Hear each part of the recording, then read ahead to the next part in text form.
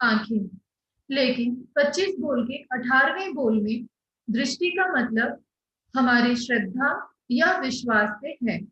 यानी जैसी हमारी श्रद्धा या विश्वास, वैसी हमारी दृष्टि या तत्वों को देखने का नजरिया।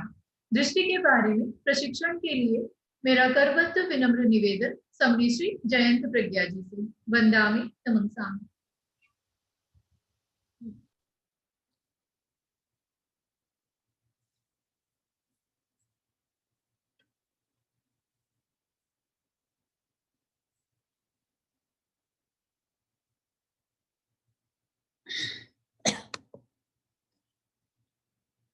महाप्राण ज्योतिपुंज पूज्य गुरुदेव के चरणों में वंदन।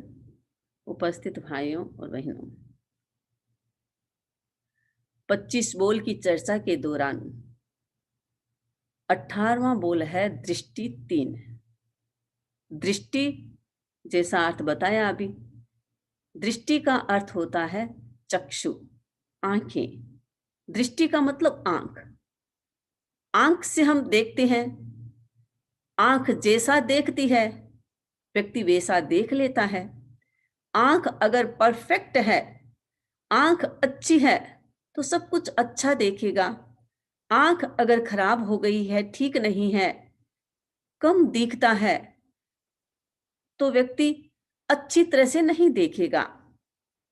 ये दृष्टि वो आंख नहीं है तो दृष्टि, लेकिन अंदर की आंख, जो हमारे अंदर की आंख है, उस आंख से हम कैसे देखते हैं ये हमारे पर डिपेंड करता है। बाहर की आंख तो अच्छा या बुरा दिखा सकती है, क्योंकि उसका उपकरण ठीक नहीं है तो हम वैसा देख सकते हैं, लेकिन ये अंदर की आंख है, वो हमारे पर डिपेंड करती है कि हम कैसा देखना चाहते हैं। जैसा देखना चाहते हैं वैसा हम देख सकते हैं। तो ये दृष्टि का मतलब हमारी श्रद्धा, आस्था, हमारा विश्वास। किस पर? तत्वों पर विश्वास।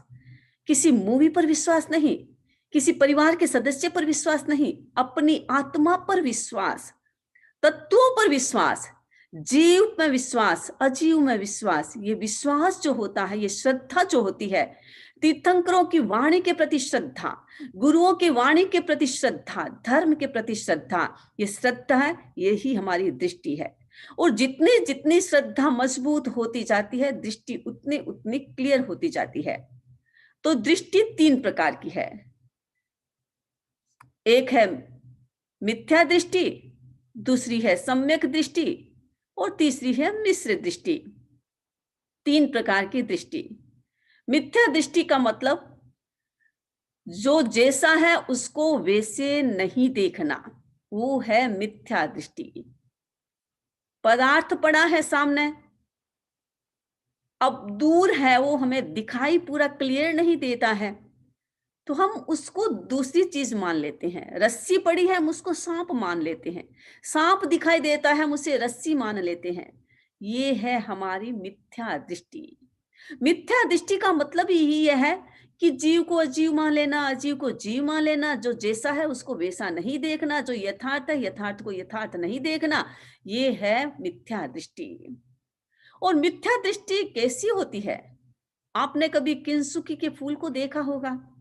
बगीचा होता है, किंसुकी के फूल होते हैं, दिखने में बड़े सुंदर होते हैं, कलर भी बड़ा सुंदर होता है, लेकिन उसमें सुगंध बिल्कुल नहीं होती। मिथ्या दृष्टि भी ऐसी ही दृष्टि है। दिखेगी बड़ी अच्छी, प्रलोभन बड़ा अच्छा मिलेगा, दुनिया करती है तो लगता है अच्छा कि ये चीज अच्छी है, लेकिन वो उसमें कोई प्रकार का गुण नहीं है। गुण का मतलब आत्मा का विकास नहीं है। जहां आत्मा का विकास नहीं, वो दृष्टि हमारे लिए कोई काम की नहीं है। हम संसार में हैं, संसार में शरीर के साथ जीते हैं, और शरीर के भीतर भी एक और दृष्टि है जिसे हम आत्मा कहते हैं। अगर आत्मा का विकास ही नहीं है, आत्मा का उत्थान ही नहीं है, आत्मा पतन की ओर जाती है, तो इसका मतलब वो विकास नहीं है, वो दृष्टि क्लियर नहीं है, वो दृष्टि ठीक नहीं है। तो मिथ्या दृष्टि तो वैसी है, बाहर से तो बहुत सुंदर है, आपको बहुत चीजें अच्छी लगेगी कि अरे ये चीज अच्छी है, अरे ये चीज अच्छी है, हम तो ऐसा करते हैं, हमें तो ऐसा करना पड़ता है, ये बड़ी अच्छी है। लेकिन वो अच्छी केवल बाहर से है, भीतर से अच्छी नहीं है, उसमें कोई प्रकार के गुण नहीं होते। और दूसरी उसकी क्या विशेषता, जो मिथ्या दृष्टि व्यक्ति होगा उसके संसार की कोई सीमा नहीं है। एक के बाद एक, एक के बाद एक के बाद एक भाव निकलते ही जाते हैं, निकलते ही जाते हैं, कभी अंत ही नहीं होगा। तो ऐसी दृष्टि है वो मिथ्या दृष्टि होती है। दूसरी दृष्टि है सम्यक दृष्टि, जो जैसा है उसको उसी रूप में देखना, नहीं दिखता है तो उसे उसी रूप में जानना, समझने की कोशिश करना, उसी रूप में मानना। हमारे भीतर वो ताकत नहीं है कि हम अच्छी तरह से देख सके। हमारे भीतर में तो केवल मात्र श्रद्धा है, हमारे भीतर वो ज्ञान नहीं है, वो आंखें नहीं है जो आंखें क्लियर देख सके। तो हमें क्या करना है, हम तो विश्वास करेंगे। तीर्थंकरों ने जो कह दिया है उसकी बात, उनकी बात पर विश्वास करना, गुरुओं ने जो कह दिया है उनकी बात पर विश्वास करना, धर्म ने जो बात बता दी है उस बात पर विश्वास करना। जो ये विश्वास होता है, जानते नहीं है, हर तत्वों को जाना नहीं जाता, जानते नहीं है, लेकिन विश्वास करना, श्रद्धा करना, ये है सम्यक दृष्टि। यानी जो जैसा है उसको सम्यक देखना। सर्प है तो सर्प को सर्प ही जानना, रस्सी है तो रस्सी को रस्सी ही मानना, वो व्यक्ति सम्यक दृष्टि वाला होता है। हम व्यवहार में देख सकते हैं सम्यक दृष्टि का मतलब है पॉजिटिव थॉट्स, विधायक चिंतन। जितना जितना व्यक्ति पॉजिटिव होता है, जितना जितना व्यक्ति अच्छी तरह से सोचता है, जितने जितने गुणों का विकास होता है, वो सम्यक दृष्टि होती है। सम्यक दृष्टि खिले हुए फूल की तरह होती है। जास्मिन का फूल होता है, खिला हुआ होता है, कलर भी उसका बहुत सुंदर होता है और सुगंध भी बहुत सुंदर होती है। हमारा सम्यक दर्शन तो जास्मिन के फूल की तरह होता है, जिसमें इतनी सुगंध होती है। और एक व्यक्ति के भीतर में अगर सम्यक दर्शन हो जाता है तो व्यक्ति हमेशा आनंद में रहता है, खिला हुआ रहता है। सम्यक दर्शन का बहुत बड़ा महत्व है। सम्यक दर्शन अगर आ गया, सम्यक दृष्टि जिसको प्राप्त हो गई है, उसके संसार की भी सीमा हो जाती है। यद्यपि अनंत भव हो सकता है, सम्यक दृष्टि आने के बाद भी अनंत भव हो सकता है, लेकिन फिर भी सीमा हो जाती है, एक सीमा में चलता है, सीमा के बिना नहीं चलता है। ये है सम्यक दृष्टि, बहुत मूल्यवान है। कहा जाता है कि लोहा होता है, लोहे से तांबा महंगा होता है, तांबे से पीतल महंगा होता है, पीतल से चांदी, चांदी से सोना, सोने से हीरे, सब एक दूसरे से आगे एक्सपेंसिव होते हैं।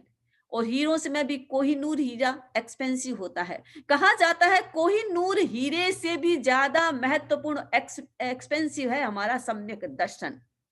हीरा तो आपको मार भी सकता है, आपको बर्बाद भी कर सकता है, आपको परेशान भी कर सकता है, लेकिन सम्यक दर्शन आने के बाद व्यक्ति भीतर से कभी मरता नहीं है। शरीर मर जाता है लेकिन आत्मा का उत्थान होता है, आत्मा हमेशा विकास करती है। और जिसको सम्यक दर्शन प्राप्त हो गया वो व्यक्ति हमेशा आनंद में और प्रसन्नता में रहता है। यह है सम्यक दर्शन की विशेषता। तीसरी दृष्टि है मिश्र दृष्टि, जिसमें संपूर्ण मिथ्या भी नहीं होता और संपूर्ण सम्यक भी नहीं होता। कहीं तो वो खिला हुआ होता है, कहीं वो बंद होता है। ऐसी दृष्टि जिसमें केवल डाउट होता है। 9 तत्व है, 9 तत्वों में 8 तत्वों को अच्छी तरह से मान लेगा, लेकिन एक तत्व में डाउट हो गया। ये है मिश्र दृष्टि, जिसमें मिक्स होता है। ये दृष्टि जैसे दूध है, प्योर दूध है, ये तो सम्यक दृष्टि हो गई। दूध में बहुत ज्यादा पानी मिला दिया, दूध तो बिल्कुल ही दिखता ही नहीं है। या यूं कहो बहुत ज्यादा पानी में 1 चम्मच दूध मिला दिया, वो है मिथ्या दृष्टि।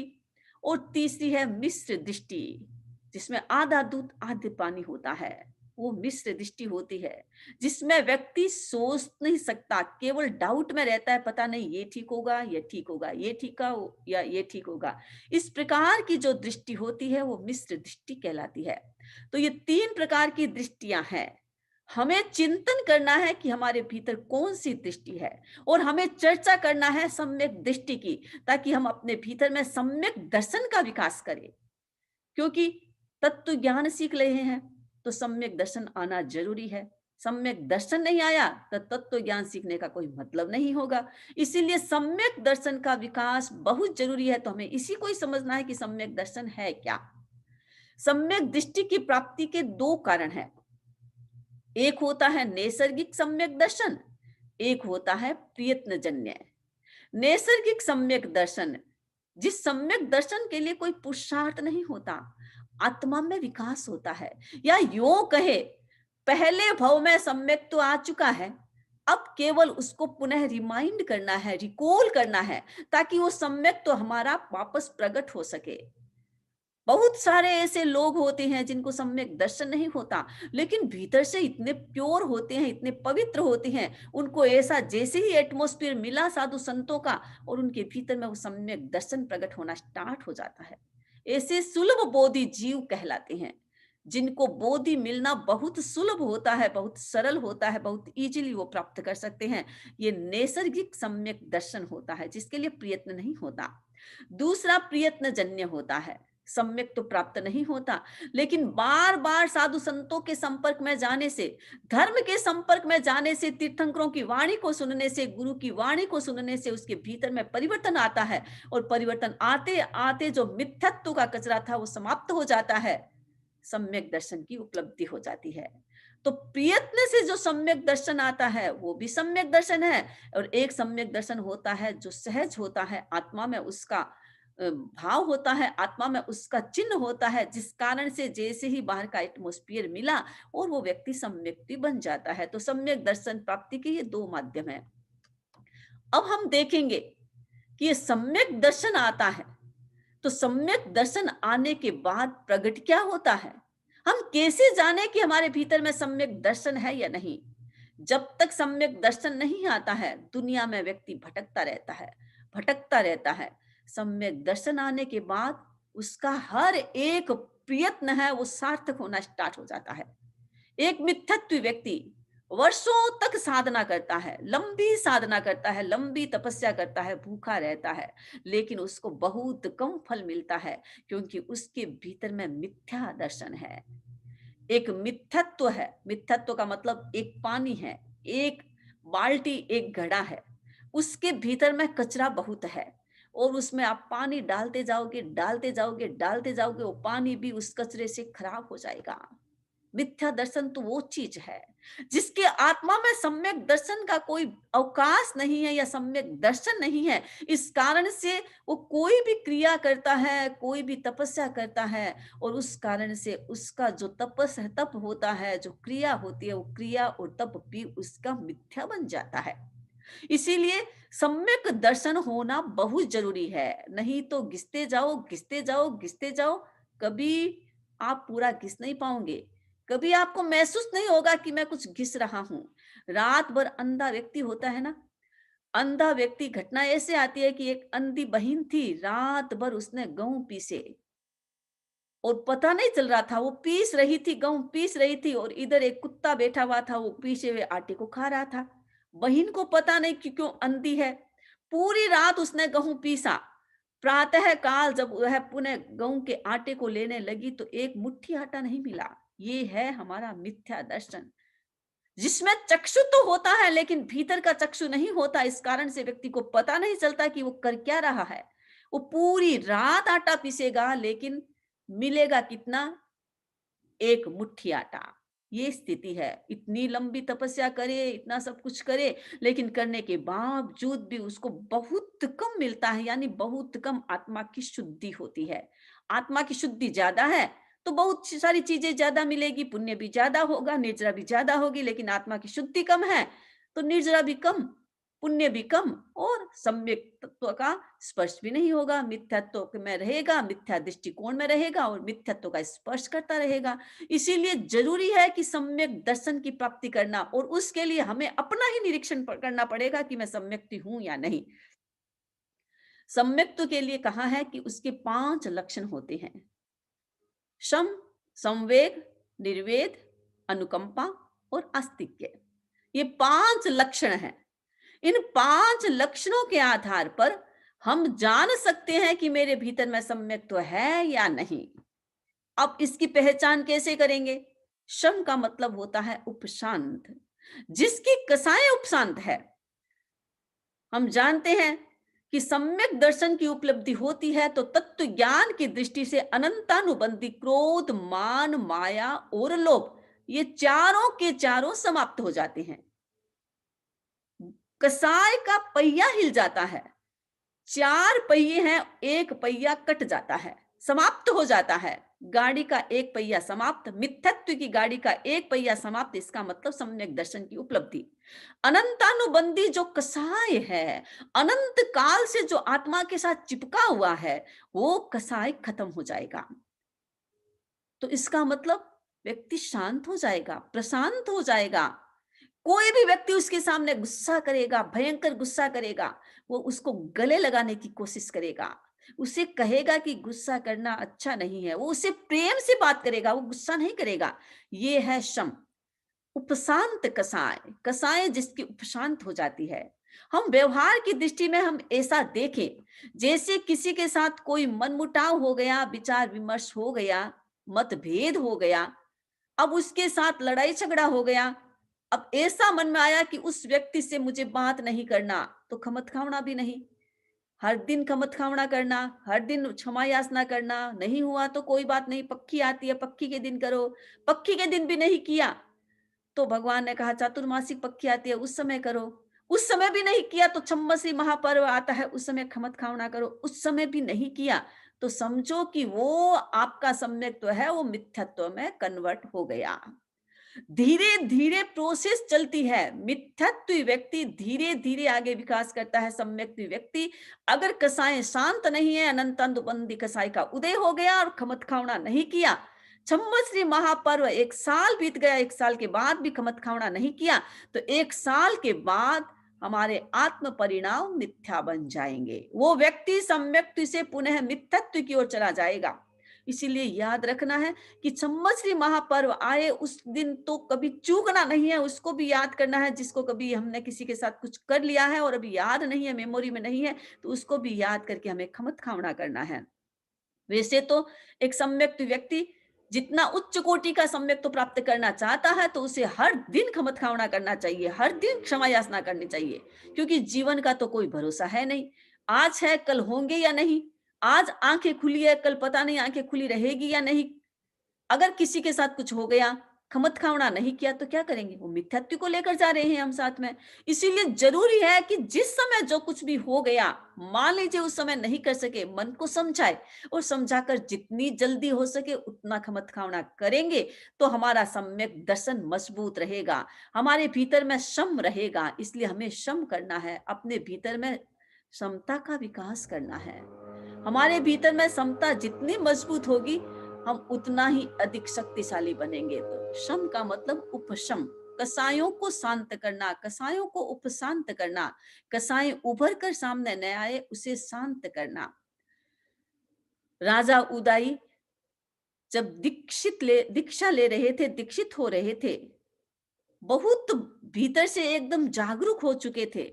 उन्होंने सोचा कि मैं राजा हूं और राजा की गति तो नरक होती है, मैं साधु बन रहा हूं, मेरा तो एक इकलौता बेटा, मैं उसे बहुत प्रेम करता हूं, बहुत प्यार करता हूं, अभिची कुमार, तो मैं नहीं चाहता कि मेरा बेटा नरक में जाए। राजा के मन में अच्छा भाव बेटे के प्रति, तो इसीलिए मैं अपने बेटे को राजा नहीं बनाऊंगा, अपने भांजे को राजा बना दूंगा। राजा उदय दीक्षित होते हैं तो अपने बेटे अभिची कुमार को राज्य नहीं दिया, अपने भांजे केसी को राज्य दे दिया। अभिची कुमार के मन में भयंकर रिएक्शन, पिताजी ने मेरे साथ अन्याय किया है, मेरा अधिकार था, मुझे अधिकार क्यों नहीं दिया।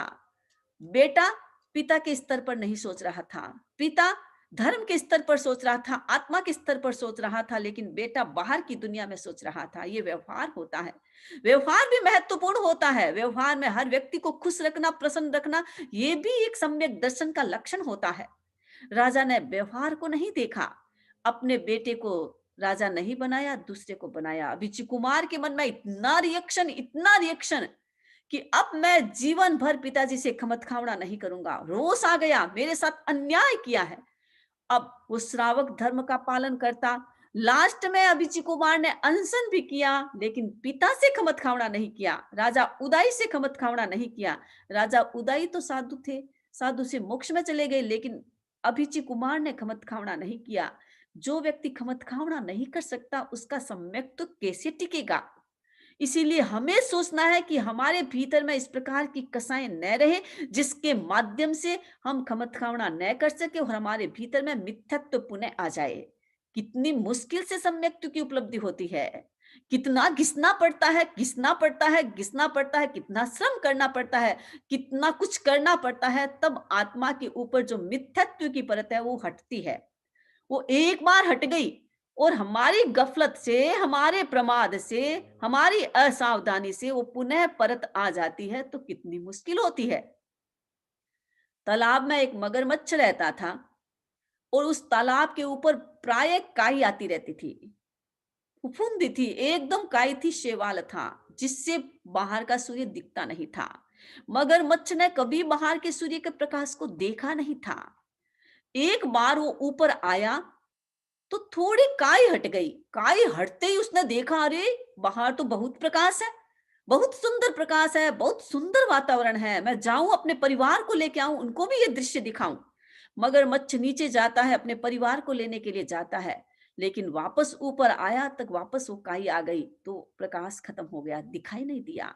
हमारे जीवन में भी ऐसा होता है, हम सोचते हैं कि हम बहुत कुछ कर लेंगे, लेकिन ये हमारी गफलत से ये मिथ्यत्व की काई पुनः आ जाती है और हमें पता ही नहीं चलता है कि ये सूर्य का प्रकाश कहाँ चला गया, आत्मा का प्रकाश कहाँ चला गया। इसीलिए याद रखना है, भीतर में कभी भी गुस्सा आ गया, भीतर में कभी प्रकार का इस प्रकार का विचार आ गया, कभी किसी के प्रति कोई विचार आ गया, तो उस नेगेटिव विचारों का हमें अंत करना है, पॉजिटिव विकास करना है। और पॉजिटिव विकास, विचारों का विकास करते करते हमें ये ध्यान रखना है कि हमें किसी से भी बिना बोले नहीं रहना है। हर व्यक्ति से खमत खावड़ा करना, कभी किसी से भी मन मुटाव हो गया है, विचार भेद हो गया है, तो बिना बोले रात को नहीं सोना, ये आप संकल्प करें, तो आपका सम्यक तो मजबूत हो सकता है।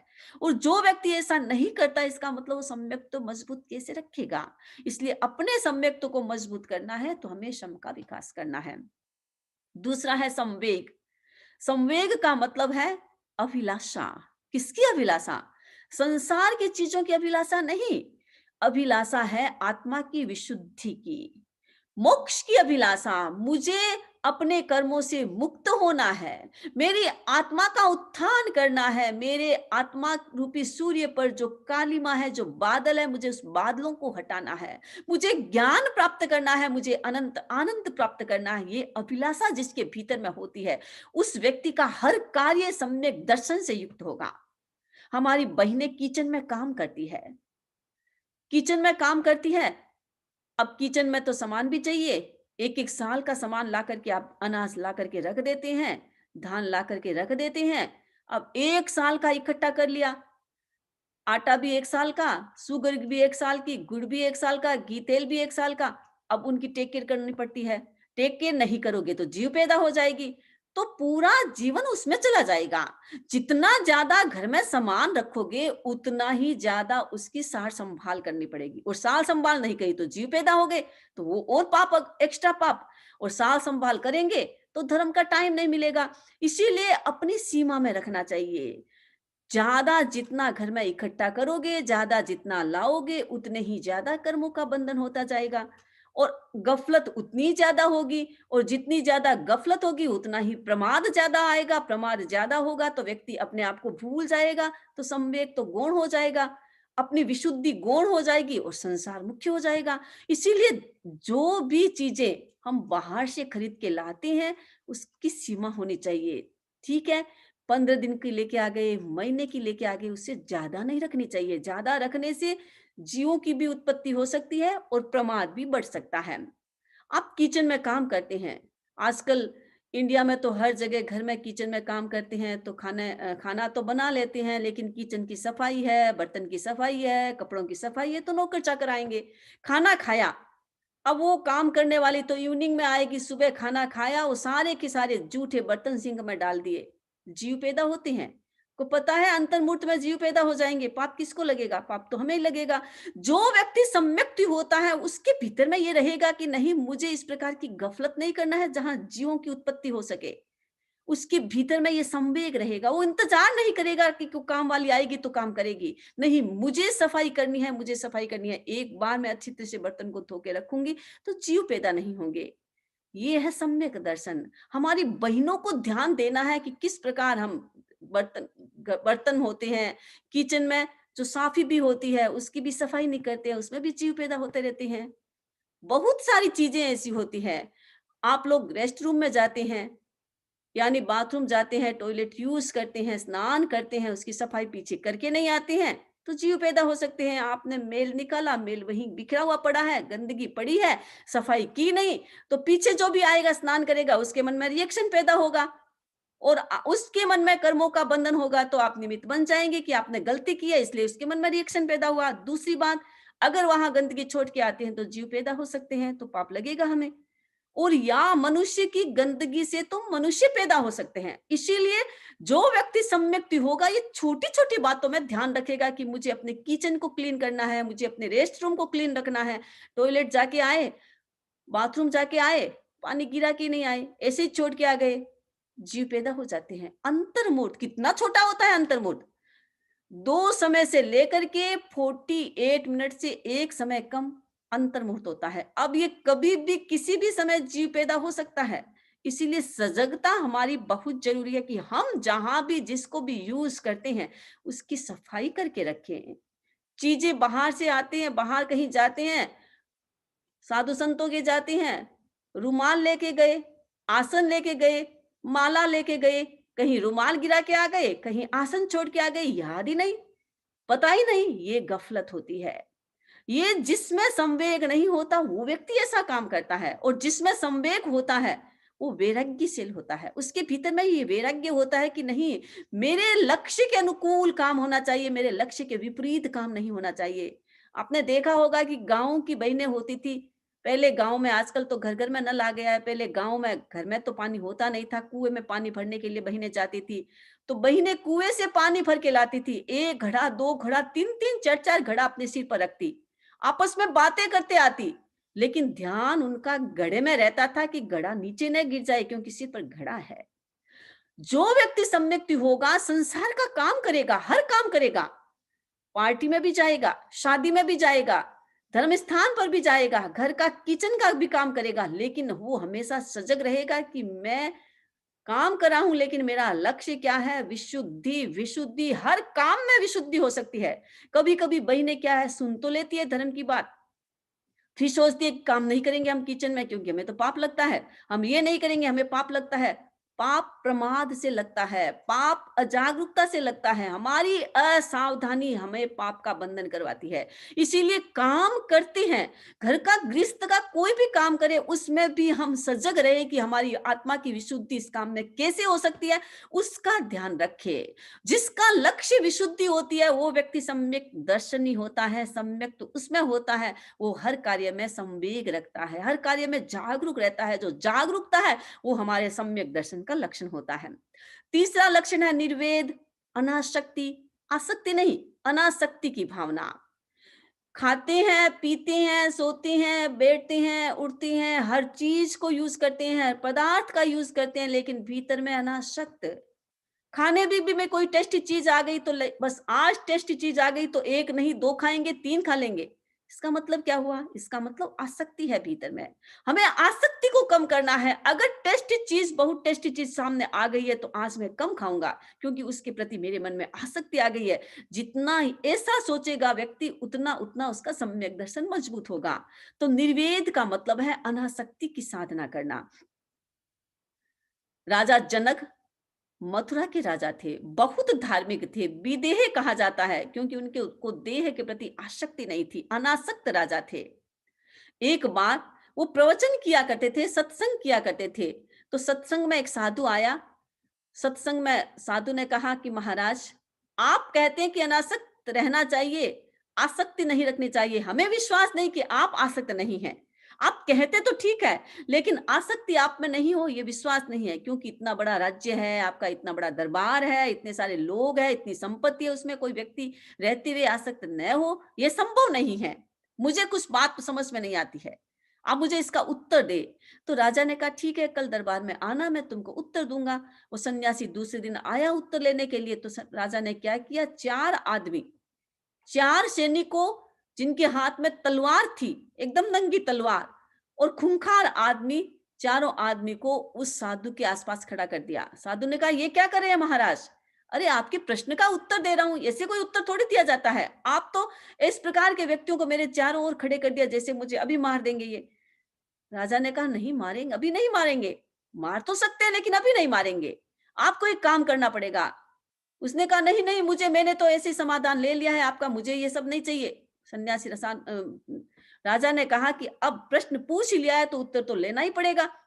क्या करना पड़ेगा मुझे? आपको एक कटोरा दिया जिसमें तेल भरा हुआ था, और कहा ये कटोरा जिसमें तेल भरा हुआ है, और सामने देख रहे हैं आप नाटक हो रहा है, बहुत अच्छा नाटक हो रहा है, और आपको इस स्टेज पर 7 चक्कर लगाना है, और ये कटोरा आपके हाथ में है। आप ध्यान रखिए, कटोरे की तेल की एक बूंद भी नीचे नहीं गिरनी चाहिए, नीचे गिरेगी तो ये 4 आदमी आपके साथ में हैं, इनके हाथ में तलवार है, ये गर्दन पर, आपके गर्दन पर तलवार चल जाएगी। ध्यान रखना इस बात का। अब वो तो सन्यासी भीतर से बेचारा एकदम डर गया कि ये क्या, गले में मौत ले ली, बिना मतलब मैंने तो ये मौत अपने सिर पर ले ली। अब राजा तो छोड़ नहीं रहा था, राजा ने कहा करना तो पड़ेगा, घूमना तो पड़ेगा। अब वो सन्यासी लेके कटोरा और घूमने लगा। नाटक तो इतना सुंदर हो रहा है, आंखें सोच रही है कि नाटक देख लूं, लेकिन सोचा नहीं नहीं, नाटक देखूंगा तो ये तेल की कटोरे से तेल नीचे गिर गई तो मेरा नाटक पूरा हो जाएगा। अब पूरा 7 चक्कर उसने निकाला। 7 चक्कर निकालने के बाद राजा ने पूछा क्या देखा? नहीं महाराज, मैंने तो कुछ नहीं देखा, कोई नाटक देखा नहीं, मैंने तो अपने इस कटोरे में मौत देखी। राजा ने कहा जिस प्रकार तुम्हें उस कटोरे में मौत दिखाई देती है, मुझे भी हर क्षण मौत दिखाई देती है, इसीलिए मैं जागरूक हूं, इसीलिए मैं अनासक्त हूं। जिस व्यक्ति को सिर पर मौत दिखाई देती है वो व्यक्ति हमेशा जागरूक रहेगा, अनासक्त रहेगा। उसे पता है संसार में नहीं फंसना, संसार में फंसने का मतलब है आसक्ति, संसार में फंसने का मतलब है अपने आप को मारना, अपने आप को हमें नहीं मारना है, इसलिए जागरूक रहना है। भगवान ऋषभ का दरबार जुड़ा हुआ था, और एक व्यक्ति ने पूछा कि महाराज, भगवान भगवान आपके समान कोई इस सभा में बैठा है जो इसी भव में मोक्षगामी होगा? भगवान ने कहा हाँ, भरत इसी भव में मोक्ष जाएगा। उस व्यक्ति को विश्वास नहीं होगा, भरत क्या मोक्ष में जाएगा? वो तो चक्रवर्ती है, इतनी सारी रानियों का यूज करता है, इतना सारा भोग विलास में रहता है, वो क्या साधु बनेगा, वो क्या अभी केवल ज्ञानी बनेगा, वो क्या मोक्ष में जाएगा? भगवान की बात को उसने नकार दिया। राजा भरत भी वहां बैठे थे। भरत ने हुई प्रयोग किया जो प्रयोग राजा जनक ने उस व्यक्ति के लिए किया। जब वो व्यक्ति चक्कर काट के आया, भरत ने पूछा क्या देखा दुनिया में? उसने कहा मुझे तो कुछ नहीं दिखाई दिया, मुझे तो मौत दिखाई दी। भरत चक्रवर्ती ने कहा जिस प्रकार तुम्हें मौत दिखाई दी, मुझे भी हर क्षण मौत दिखाई देती है कि जीवन में कभी भी मौत आ सकती है। इसीलिए कहा जाता है कि भरत चक्रवर्ती जब रात को सोते थे तो अपने महल के बाहर एक घंटा था, वो घंटा बजता था। रात को सुबह मॉर्निंग में ब्रह्म मुहूर्त में वो घंटा बजता था और बोलता था भयम वर्धते, मृत्यु का भय बढ़ रहा है, बुढ़ापे का भय बढ़ रहा है, रोग का भय बढ़ रहा है, हमें सावधान होना है, हमें जागरूक होना है। और इस कारण से भरत चक्रवर्ती हमेशा जागरूक रहते थे। राजमहलों में रहते हुए, महल में रहते हुए उन्हें केवल ज्ञान हो गया। अनासक्ति से केवल ज्ञान होता है। जो व्यक्ति भीतर से अनासक्त होता है वो व्यक्ति सम्यक दर्शन से युक्त होता है। हमें विकास करना है, नया है तो कोई बात नहीं, अब से विकास करना है कि हम अनासक्ति का विकास करें ताकि हम भी अपने सम्यक्त को मजबूत बना सके। अनुकंपा, करुणा, दया का भाव, कभी किसी के प्रति नेगेटिव भाव नहीं है, हमेशा भीतर में दया, अनुकंपा का भाव, करुणा का भाव। जो व्यक्ति 6 जीव निकाय के प्रति करुणा का भाव रखता है, दया का भाव रखता है, केवल मनुष्य के प्रति नहीं, एक इंद्रिय के प्रति, पृथ्वी काय, अप काय, तेजस काय, वायु काय, वनस्पति काय, कोई भी क्रिया करेगा उसमें ये ध्यान रखेगा कि ये भी जीव है, मुझे जितना आवश्यक है उतना तो करूं, लेकिन अनावश्यक क्यों यूज करूं? पानी का भी आवश्यक यूज करना, उसको भी देख के यूज करना, वनस्पति को भी देख के यूज करना। जितनी जितनी सावधानी, उतनी उतनी भीतर में दया, उतनी उतनी अनुकंपा, उतनी उतनी करुणा। जो अनुकंपा और करुणा भी सम्यक दर्शन का लक्षण है। और लास्ट लक्षण है आस्तिक के, अस्तित्व में विश्वास। किसके अस्तित्व में? आत्मा में विश्वास। जो व्यक्ति आत्मा में विश्वास करता है, वो व्यक्ति दूसरे के अस्तित्व में विश्वास करता है। वो जानता है कि जिस प्रकार मेरी आत्मा है, उसी प्रकार सामने वाले की आत्मा है। जिस प्रकार कोई मुझे कष्ट देता है, मुझे पीड़ा होती है, तो सामने वाले को भी पीड़ा होती है जब मैं उसको कष्ट देता हूं। ऐसा जो व्यक्ति सोचता है, वो व्यक्ति सम्यकदर्शी होता है। आत्मा में विश्वास करो, कर्म में विश्वास करो। कर्म जीव करता है, कर्म से जीव मुक्त हो सकता है, उसमें विश्वास करो। ये संसार है, इसमें विश्वास करो। मोक्ष भी होता है, इसमें विश्वास करो। जो व्यक्ति इन सारे तत्वों में विश्वास करता है, वो व्यक्ति सम्यक्ति होता है। ये हमारी आध्यात्मिक परिभाषा, या कहें ये हमारी दार्शनिक परिभाषा, तत्व ज्ञान से संबंधित परिभाषा है। चार तो हमारे आचरण से रिलेटेड है, और ये हमारे विश्वास से रिलेटेड है। हमें विश्वास होना चाहिए कि आत्मा है, आत्मा कर्मों का करता है, आत्मा कर्मों से मुक्त हो सकता है, आत्मा की मुक्ति हो सकती है, आत्मा कर्म कर सकता है, आत्मा कर्म भोग सकता है। ये सारी बातें जिसमें विश्वास होता है, वो व्यक्ति अस्तित्व में विश्वास करता है। इतिहास में घटना आती है आषाढ़ भूति। आचार्य थे, बहुत सारे उनके शिष्य थे, संयोग से इतना ज्ञान देते थे शिष्यों को। संयोग से एक बार महामारी का प्रकोप हुआ, उनके एक एक करके सारे शिष्य जाने लगे। आचार्य ने सोचा, ये क्या हो रहा है मेरे साथ? एक एक शिष्य जा रहे हैं, उन्हें अनशन करवाते हैं, उन्हें अच्छी तरह से आलोचना करवाते हैं, समाधि देते हैं, और कहते हैं कि देखो तुम स्वर्ग में जाओ तो वापस आकर मुझे बताना कि स्वर्ग होता है। आचार्य का मन डावाडोल होने लगा, एक एक करके सारे शिष्य चले गए। एक लास्ट में शिष्य बचा था, जिसका नाम था विनोद, बहुत प्रिय शिष्य था। लास्ट में वो भी बीमारी के प्रकोप में आ गया, बीमारी की चपेट में आ गया। उसको भी गुरु ने अनशन करवाया और कहा कि विनोद, तुम जा रहे हो, अगर तुम स्वर्ग में जाते हो तो मुझे आकर बताना कि स्वर्ग नर्क होता है। मेरा तो मन विचलित हो गया, मुझे नहीं लगता कोई स्वर्ग नर्क होता है क्या। इतने बड़े आचार्यों का मन विचलित हो गया। ये प्रमाद कभी भी आ सकता है, ये कर्मों का उदय, ये मोहनीय कर्म का उदय कभी भी आ सकता है। व्यक्ति को पता नहीं चलता वो किस रास्ते से और किस दरवाजे से आते आकर के घुस जाता है, हमें पता भी नहीं चलेगा। हमें सावधान रहना है, अपने मन को टंटोलते रहना है, अपने मन को पवित्र बनाते रहना है कि हमारे मन में कभी भी इस प्रकार के विचार न आ जाए। आषाढ़ भूति का मन विचलित हो गया। विनोद से कहा कि तुम स्वर्ग में जाते हो, इतने सारे शिष्य मर करके चले गए, अगर स्वर्ग होता, वो स्वर्ग में जाते तो कभी आकर तो मुझे कहते कि स्वर्ग होता है। आज तक मैंने स्वर्ग पर विश्वास किया, आत्मा पर विश्वास किया, लेकिन अब मुझे लगता है कि स्वर्ग नरक कुछ होता नहीं है। विनोद से कहा तुम स्वर्ग में जाओ तो वापस आकर के मुझे बताना।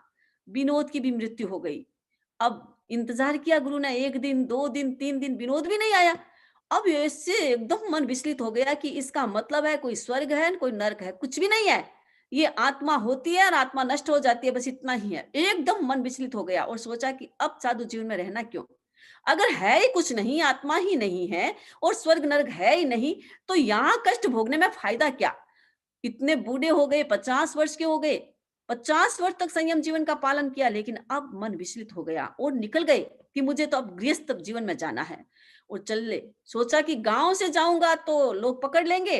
आचार्य थे, प्रसिद्ध आचार्य थे, तो जंगल से जाऊं, अपने गांव में जाकर के, दूर जाकर के एक नया संसार बसाऊंगा। जंगल से जा रहे थे, उधर जैसे ही आचार्य निकले और विनोद का सिंहासन हिल गया देवगति से। विनोद ने अवधि ज्ञान लगाया और सोचा ये क्या हो गया, मेरी गफलत से मेरे आचार्य गलत हो गए, मुझे अब आचार्यों को सुधारना है, क्या करूं? आचार्य को सही रास्ते में लाने का 2 ही तरीका है, एक तो दया और दूसरा है लज्जा। अगर 2 चीजों में एक भी आचार्य के भीतर में है तो वो सुधर सकते हैं। विनोद ने अपनी माया लग क्या किया, जिस रास्ते से आचार्य जा रहे थे आषाढ़ भूति, वहां उन्होंने 6 बच्चों को पैदा कर दिया अपनी माया से, अपनी व्यक्ति लब्धि से। उन बच्चों के नाम, बच्चे एकदम इतने सुंदर, आभूषणों से लदे हुए, बड़े अच्छे धनवान घरों के बच्चे, एकदम सोने चांदी के हीरे के आभूषण पहने हुए थे, अच्छे कपड़े पहने हुए थे। आचार्य के सामने आए, आचार्य को वंदना नमस्कार करते हैं। आचार्य ने देखा, अरे ये बच्चे कहाँ से आए, मैं तो जंगल का रास्ता ले रहा हूँ। पूछा कहाँ से आए? गुरुदेव हम अपने परिवार के साथ आ रहे थे, हम रास्ता भूल गए, हम जंगल में भटक गए गुरुदेव, हमने आपको देखा, अब हमें संतोष हो गया कि अब हम भटकेंगे नहीं, आप हमें रास्ता बता देंगे। क्या नाम है तुम लोगों का? नाम बताया, पृथ्वी काय, अप काय, तेजस काय, वायु काय, वनस्पति काय, त्रस काय। अब गुरु ने सोचा जीवन भर इनका ही तो पालन किया है, इन पर ही तो दया की है, अब दया करने की क्या आवश्यकता है? दया करते करते इतना बुढ़ापा आ गया, मिला कुछ नहीं, तो अब इनको मार करके 6 बच्चों को और इनके आभूषण ले लूं, क्योंकि बुढ़ापा आ गया तो अब इतना कमा तो सकूंगा नहीं, तो जीवन बसाना है, घर बसाना है, तो ये सारा करना पड़ेगा।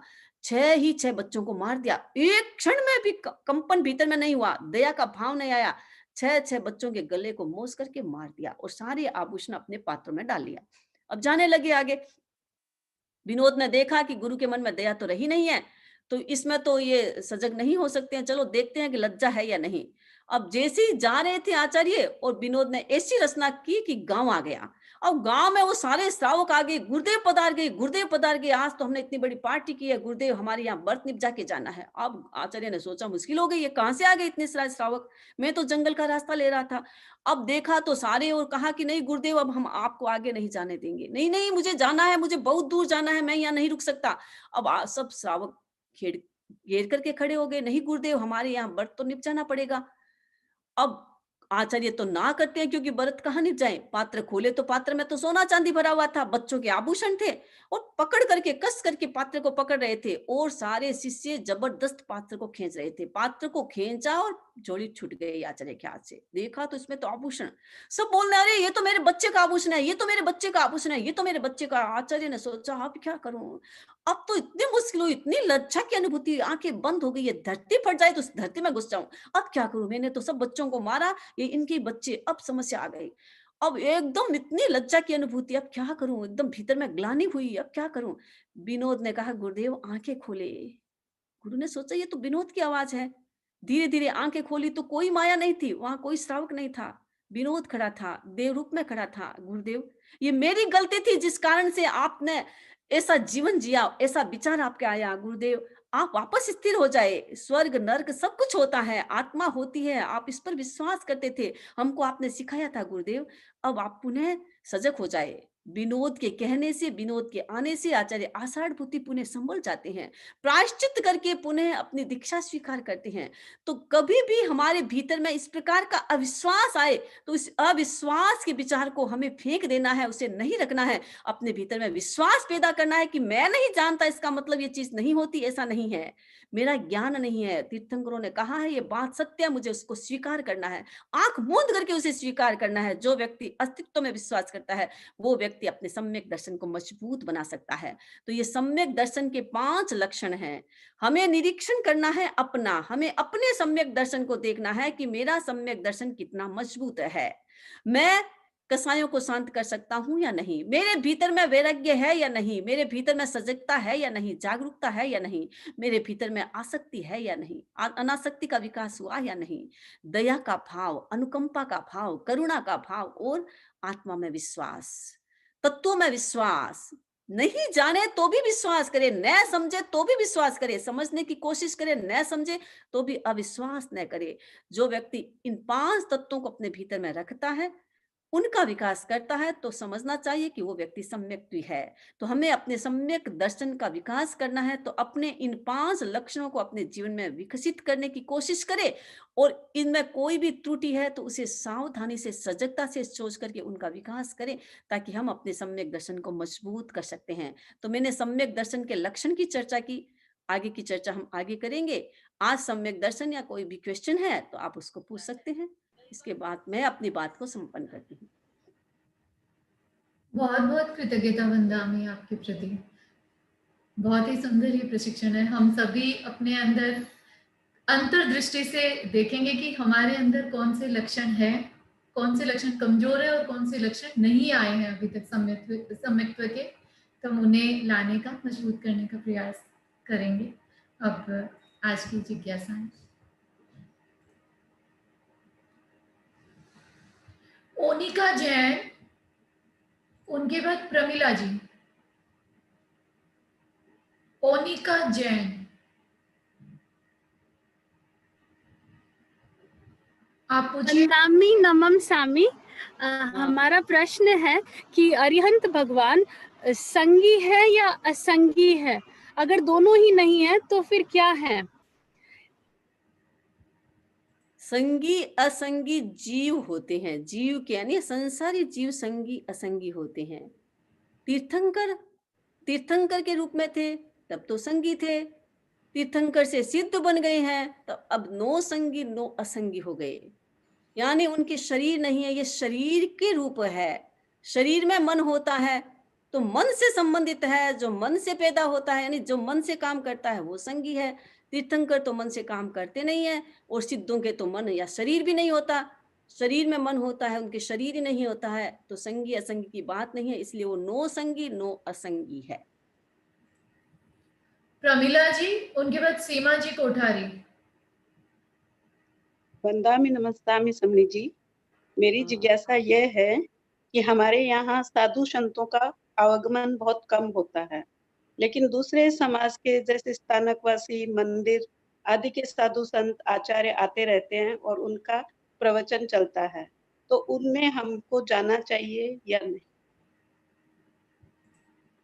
ऐसा है, जानना चाहिए या नहीं चाहिए ये तो आपकी अपनी इच्छा है, लेकिन तत्व की दृष्टि से अगर आप तेरापंथी है तो तत्व ज्ञान तेरापंथी साधु संतों से ही आप सीखेंगे, तो आपके पक्का रहेगा सम्यक दर्शन। जनरल बातें हम सुन सकते हैं, कहीं प्रवचन सुन सकते हैं, जीवन की बातें अच्छी बातें बताए तो वो सुन सकते हैं, उसमें कोई बात नहीं है, लेकिन तत्व ज्ञान की जहां बात है, तत्व हर एक का थोड़ा अलग अलग भी होता है, तो हमें तत्व ज्ञान सीखना है और तत्व ज्ञान सुनना है, उसको समझना है, उस पर विश्वास करना है। तो तत्व ज्ञान तेरापंथी साधु संत, अगर आप तेरापंथी है तो तेरापंथी साधु संतों से सीखे तो आपका सम्यक दर्शन मजबूत होगा। बाकी जाना या नहीं जाना आगे फिर हमारा आएगा, सम्यक दर्शन की जो दूषण भूषण, उसके बारे में फिर आप डिटेल से भी जान पाएंगे। सीमा जी कोठारी, उनके बाद गिन्नी जी जैन। वंदामि नमस्तामि। और हम मेरा प्रश्न है, जैसे किसी ने बाण चलाया और कोई जानवर का शिकार किया, तो क्या जिस वृक्ष से वो लकड़ी से वो बाण बना है, उस वनस्पति के जीव को उस क्रिया का हिंसा लगेगा? और जैसे पहले टीचर लोग बम्बू स्टिक से स्टूडेंट को मारते थे, पिटाई करते थे, तो क्या वो बम्बू के जीव की को भी हिंसा का भागीदार हो सकता है वो भी? हाँ, ऐसा है कि भगवती सूत्र में ऐसा आता है कि कोई भी वृक्ष की डाली है और वृक्ष की डाली को काट करके उसे लकड़ी से कुछ भी चीज बनाए और उससे घर बना लिया या कुछ भी किया, तो जब तक वो घर रहता है, वो वृक्ष की डाली का वो लकड़ी रहती है, तो उस वृक्ष को पाप लगता है। यदि वृक्ष ने अपना कोई दिया नहीं है और लेने वाले ने वृक्ष की कोई आज्ञा नहीं ली है, तो लेने वाले को तो लगेगा लगेगा, क्योंकि उसने तो हिंसा की है। लेकिन वो वृक्ष का जीव है, वृक्ष ने तो उसको छोड़ा नहीं है, उसके प्रति उसकी आसक्ति जुड़ी हुई है, और उस आसक्ति, क्योंकि जिस समय वृक्ष के जीव की लकड़ी को ली थी, उस समय वृक्ष के भीतर में भी संज्ञा थी, उसके भीतर में भी संवेदन था, उसे पीड़ा हुई, उसे कष्ट हुआ, उसके प्रति उसकी आसक्ति जुड़ी थी, और उस आसक्ति के कारण उसे पाप लगता है। तो आसक्ति उसने छोड़ी नहीं है, क्योंकि वो अज्ञानी जीव है, उन्हें इतना पता नहीं है, छोड़ी नहीं है उस आसक्ति को। इस कारण से जब तक वो चीज रहती है तब तक उससे रिलेटेड कोई भी जीव है तो उसको पाप लगता है। तो इस दृष्टि से ऐसा कहा जाता है कि पाप लगता है। अब केवली जाने निश्चय में तो, लेकिन व्यवहार में और हमारे सिद्धांत के अनुसार ऐसा पाप का भागीदार वो जीव भी होता है। एक चैट में प्रश्न है बंदामी, सामायिक 48 मिनट्स की होती है, उसकी जगह अगर 55 मिनट्स पाल ले तो क्या दोष लगता है? 55 मिनट के बाद मतलब 48 मिनट की समय है तो 48 मिनट का त्याग है आपकी, उसके बाद तो त्याग खुल गया। आप पाड़े यानी पाड़ने का मतलब है उसकी आलोचना हम कर रहे हैं कि भी मैंने कोई गफलत की है तो मैं उसकी आलोचना करूं। आलोचना करने से आत्मा की विशुद्धि होती है कि भी भूल हुई है उसकी आलोचना। लेकिन सामायिक का कालमान तो 48 मिनट का था, ये 48 मिनट पूरा हो गया। अब आप 50 पर पाड़े, 55 पर पाड़े, 60 पर पाड़े, कितना भी पाड़े, वो आपका अव्रत ही है, आपका व्रत नहीं है। ऐसा नहीं है कि आपने सामायिक तो 48 मिनट की और 60 मिनट के बाद आपने पाड़ा तो आपको 60 मिनट का धर्म होगा, वो ऐसा नहीं है। व्रत तो 48 मिनट का ही है, उसके बाद ऑटोमेटिक ही अव्रती हो गए हैं आप, समाई ऑटोमेटिक पड़ गई है। अब पाड़े या न मड़े वो तो पूरी हो गई है सामायिक, बस नवकार मंत्र और पाढ़ने की विधि है वो हम अपनी विशुद्धि के लिए करते हैं, और सामायिक में अब कुछ नहीं है, वो आप सामायिक में नहीं है, वो तो आपके अव्रत में आ गया। तो वो सामायिक का दोष नहीं है। हाँ, दोष नहीं है सामायिक का। दो मतलब सामायिक में तो दोष क्या हो, सामायिक तो 48 मिनट का है, उसका तो 48 मिनट का आपकी पार्ट अपना आप ऑटोमेटिक हो गई। अब दोष तो अव्रत का लगता ही रहेगा ना आपको। और ये है कि भाई यहाँ 48 मिनट में मान लीजिए कोई काम हो गया आपने, या ऐसे कोई चिताता है, सोचता है कि भाई अभी 5 मिनट बाद में ये पूरा वक्तामर पूरा कर लूं, उसके बाद पाठ लूं, तो उसमें कोई दोष की बात नहीं है, क्योंकि वो तो आप अप्रमाद में है। लेकिन सामायिक का कालमान अप्रमाद में है, सामायिक का कालमान आपका पूरा हो गया, वो प्रमाद का दोष नहीं है। और प्रमाद का मान लीजिए कोई गफलत है, आपने 48 मिनट तक आपने सामायिक ली और आप नींद लेते रह रहे हैं, आपकी तो 1 घंटा हो गई, आपको पता ही नहीं चला कि नींद में सामायिक आ गई है मेरी पूरी, तो वो तो फिर नींद का और प्रमाद का दंड, अजागरूकता का पाप, वो तो पाप लगता ही है अजागरूकता। लेकिन सामायिक का कुछ नहीं है, सामायिक तो 48 मिनट में पूरा हो ही जाता है। गिन्नी जी जैन, उनके बाद सुमन जी जैन। गिन्नी जी जैन, सुमन जी जैन, उनके बाद प्रभा जी नाटा। बंदामी नमन स्वामी। और हम मेरा प्रश्न ज्योतिष देव को लेके है। ये जो ज्योतिष देव के विमान हम जो कहते हैं, ग्रह नक्षत्र ये घूमते रहते हैं, क्या ये हमारे जीवन पे असर डालते हैं? जैसे कहते हैं आपका शनि कमजोर है, शुक्र कमजोर है, तो क्या ये वाकई हमारे जीवन पर असर डालते हैं हमारे जैन धर्म के अनुसार? ऐसा है कि ये ग्रह घूमते रहते हैं, और घूमते हैं तो हमारी राशि पर आ जाते हैं, क्योंकि ये घूमते हैं तो सारी ये राशियों पर भी घूमते हैं, चक्कर निकालते हैं। तो घूमते का मतलब है कि राशि भी सारी दुनिया है तो इसी एटमॉस्फेयर में, ये जितने भी ग्रह नक्षत्र है, ये जितने भी है सारे आकाश मंडल में ही है। तो ये घूमेंगे तो आकाश मंडल में अगर वो ग्रह बीच में आ गया या वो राशि बीच में आ गई तो उसको भी तो क्रॉस करेंगे ना। जैसे चंद्रमा के नीचे आ जाता है तो चंद्रमा की कलाओं को ढक देता है, उसी प्रकार वो उधर से ग्रह घूमता है तो उस राशि की कलाओं पर असर पड़ता है। तो उस कारण से ये ग्रह नक्षत्र हमारी राशि के कारण हमें इफेक्टेड करते हैं।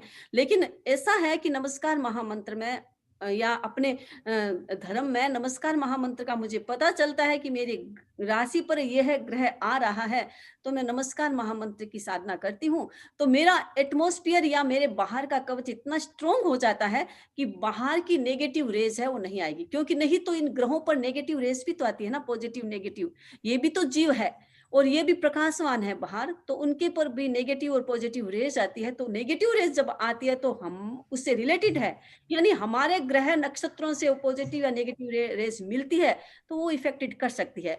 लेकिन उस समय अगर नमस्कार महामंत्र का या कोई भी ग्रह का अपन जाप करते हैं तो हमारा स्ट्रोंग हो जाता है वाइब्रेशन, और बाहर इतना स्ट्रोंग कवच बन जाता है तो कि वो नेगेटिव रेज चीर करके भीतर नहीं जाती है, तो उस पर इफेक्ट नहीं पड़ता है। फिर प्रभा जी नाटा, उनके बाद लाभेश जी सांखला।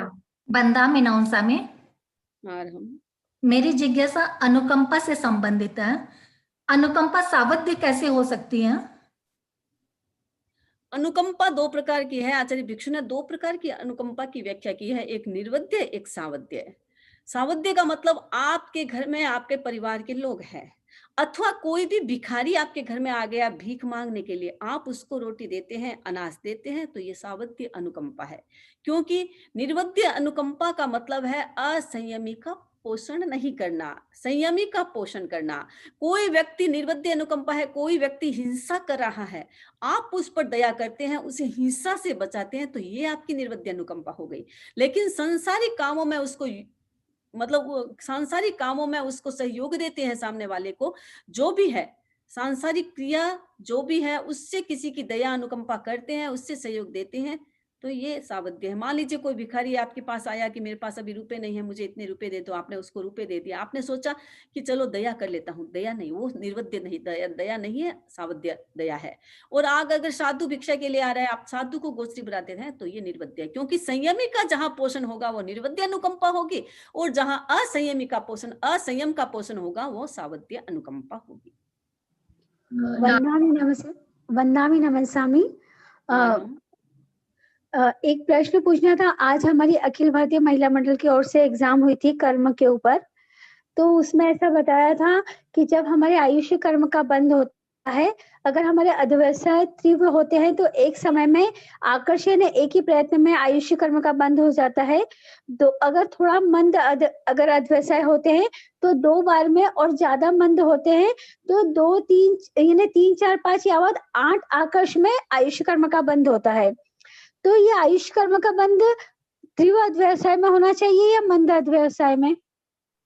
ऐसा है कि तीव्र अध्यवसाय और मंद अध्यवसाय दोनों ही चलते हैं। अब आपके तीव्र अध्यवसाय मान लीजिए क्रूरता के हैं, तो तीव्रता है, बहुत ज्यादा तीव्रता है। अब जैसे गति तीव्र होती है तो अपन कितना जल्दी पहुंच जाते हैं स्थान पर, डेस्टिनेशन पर, और गति मंद होती है तो हम धीरे धीरे चलते हैं।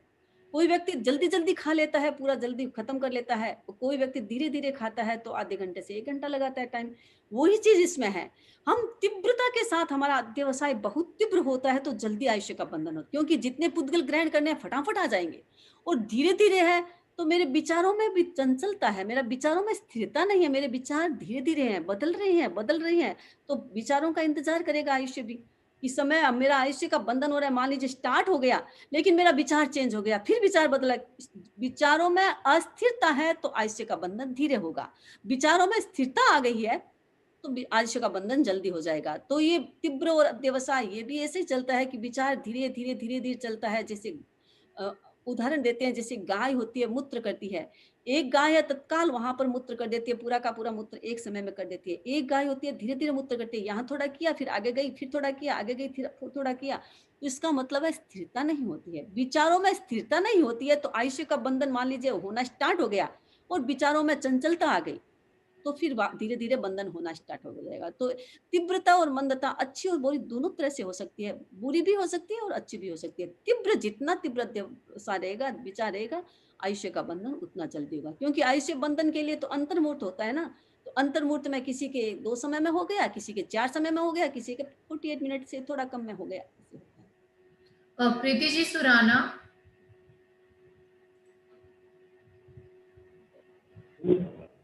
वंदामी नमन स्वामी। वंदामी ऐसा होता है कि हम सामने वाले से खमना करना चाहते हैं, मगर जब फोन करते हैं तब वो हमारा नंबर से फोन देख के उठाते नहीं है, तो ऐसी स्थिति में क्या करना चाहिए महाराज? आपका काम है कि आपने मन में आया कि मुझे खमत खामना करना है, आपने फोन किया, उसने फोन नहीं उठाया, आपका डिस्कनेक्ट कर दिया फोन, उसने काट दिया। आपका काम है कि आप मैसेज भेज दो भी मैं आप शुद्ध अंतर से तुमसे खमत खामना करती हूँ, मेरे मन में अब तुम्हारे प्रति कुछ नहीं है। आपने एक बार मैसेज भेज दिया, वो पढ़े या डिलीट करे वो अपनी उसकी इच्छा है, लेकिन आपकी विशुद्धि हो जाती है। इसीलिए हम अपनी तरफ से कर ले, सामने वाले करे या न करे उसकी अपने उस पर छोड़ दे, हम अपनी तरफ से विशुद्धि कर ले। सुरेंद्र कुमार जी गोलछा।